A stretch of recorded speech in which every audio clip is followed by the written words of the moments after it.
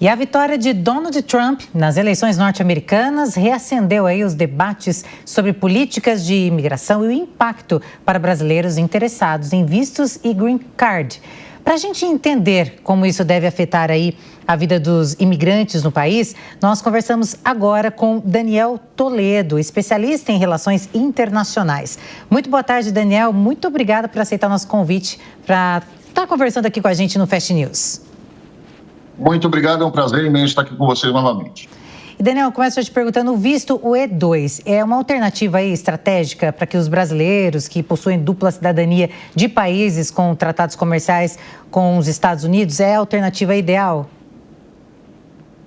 É uma das alternativas. O visto E2 é aquele que é concedido para cidadãos de países que fazem parte do Tratado de Navegação e Comércio com os Estados Unidos e fazem um investimento significativo dentro de um empreendimento comercial e, a partir daí, eles passam a ter autorização de trabalho para poder empreender, trabalhar e desenvolver aquele business aqui nos Estados Unidos. Sem dúvida nenhuma, muitos brasileiros têm procurado agora o visto E2 porque, primeiro, o valor do investimento é muito abaixo do valor do EB5, que hoje está em $900 mil, começa em $900 mil, e o E2 ele permite que a pessoa venha para os Estados Unidos com uma autorização de trabalho e permaneça aqui mediante um investimento que hoje gira em torno aí de 100 a 120, $150 mil, dependendo do tipo de negócio que ele vai abrir, e a pessoa se estabelece com a sua família dentro dos Estados Unidos. Vitória de Trump, na sua visão, o que você analisa aí que impacta mais na obtenção, por exemplo, do green card, do brasileiro mesmo, está querendo trabalhar fora do país? Onde o impacto vai ser maior, assim, a dificuldade, digamos?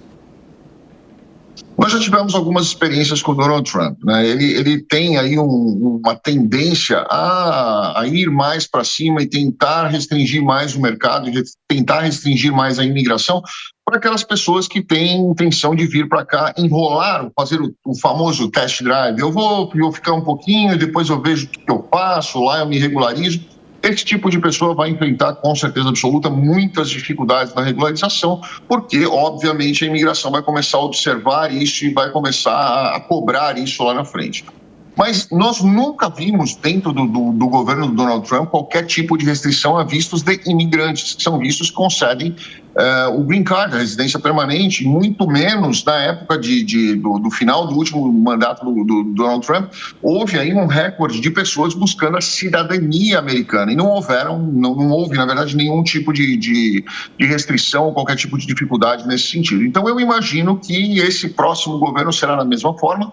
Inclusive, o próprio Elon Musk já falou na semana retrasada que a intenção agora será abrir mais possibilidades para pessoas que queiram vir para cá dentro de vistos de imigrantes, porque eles não querem pessoas que fiquem temporariamente nos Estados Unidos, que beneficiem da economia ou do trabalho ou até do próprio mercado e depois saiam daqui. Eles querem pessoas que venham para cá para enraizar e realmente permanecer aqui com a sua família. Ou seja, até mesmo o discurso de Trump durante ali as eleições, ele falava muito que quer essa mão de obra ali nos Estados Unidos. Ou seja, ele quer também que as pessoas venham, mas fiquem no país com qualificação, mão de obra qualificada. A mão de obra qualificada é a que enriquece efetivamente o país. A mão de obra desqualificada, ela também é necessária aqui, mas ela é aquela que faz a base da máquina se sustentar e faz a base da máquina sobreviver. É importante, sim, isso a gente precisa ser muito honesto e muito claro, é importante, sim, esse trabalhador menos qualificado, porque é um trabalho que o americano não quer fazer. E se não tivermos aqui essas pessoas querendo fazer esse tipo de trabalho, como cortar grama, reparar telhado de casa, podar árvore, fazer limpeza, esse tipo de trabalho o americano não quer fazer. E se não tivermos pessoas com menos qualificação dispostas a fazerem esse tipo de trabalho, com certeza absoluta nós vamos ter um colapso da base, onde nós vamos ter um aumento de salários absurdos para pagar pessoas que estejam interessadas em fazer aquilo por um salário melhor, né? E aí a gente vem com uma série de outros impactos, como inflação e tudo mais.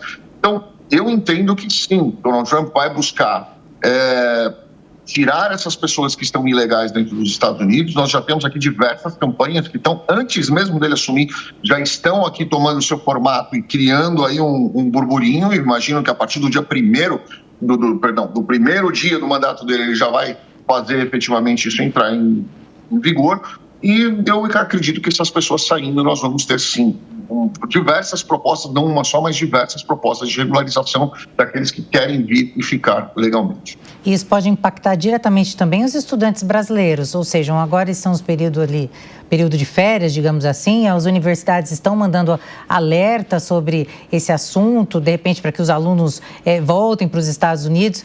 Essa parte também complica para os estudantes? Complica e não complica. As universidades estão fazendo isso porque as pessoas se esquecem. Em 2017, 18, se eu não me engano, foi entre 17 e 18, Donald Trump já colocou um banimento nesse sentido nos vistos L, M, J e F. Então, essas pessoas que estavam naquela época, eu me lembro muito bem, porque muitos clientes nossos começaram a ligar aqui para o escritório desesperados, porque eles não conseguiam mais tirar os vistos, renovar os vistos e voltar para os Estados Unidos. Mesmo pessoas que tinham vistos válidos não conseguiam entrar nos Estados Unidos por causa desse banimento que ele colocou. Mas eu acho que ele já percebeu que aquilo ali foi um erro, né? Porque os Estados Unidos precisam de pessoas com visto H, são os vistos temporários. Os Estados Unidos precisa de pessoas com visto L, que são os vistos de transferências muito utilizados pelas multinacionais, inclusive do próprio Elon Musk. Então, esse tipo de situação eu não acredito que vá acontecer. O que pode acontecer sim, e nós estamos prevendo isso, inclusive alertando isso para as pessoas, são aquelas que querem vir para cá como turistas, chegar aqui, mudar o status para um status de estudante, e a partir desse status de estudante, elas vão ganhando tempo para ir tentando fazer uma coisa ou outra.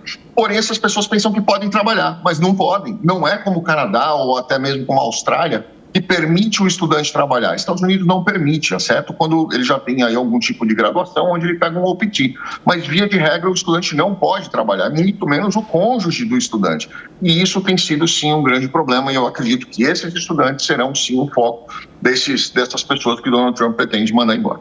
Daniel, você pode falar até com mais precisão, mas recentemente os Estados Unidos registraram o maior pico de estrangeiros em 100 anos, segundo o Departamento do Censo dos Estados Unidos.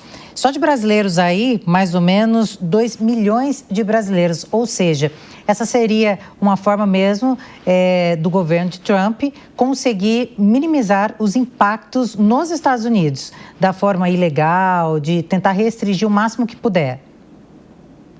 Sem dúvida. E falando ainda de brasileiros, seguindo nessa mesma linha de informação que você trouxe, que está perfeita, está super correta, nós temos aí 300 mil brasileiros com ordem de deportação.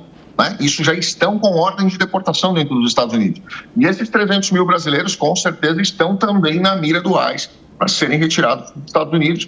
E aí eles cumprem o tempo que eles devem cumprir fora dos Estados Unidos, seja de 5, seja de 10 anos, dependendo do tempo do barco que eles vão tomar. E aí eles podem, sim, tentar voltar de uma forma regular, estruturada, como deveria ser.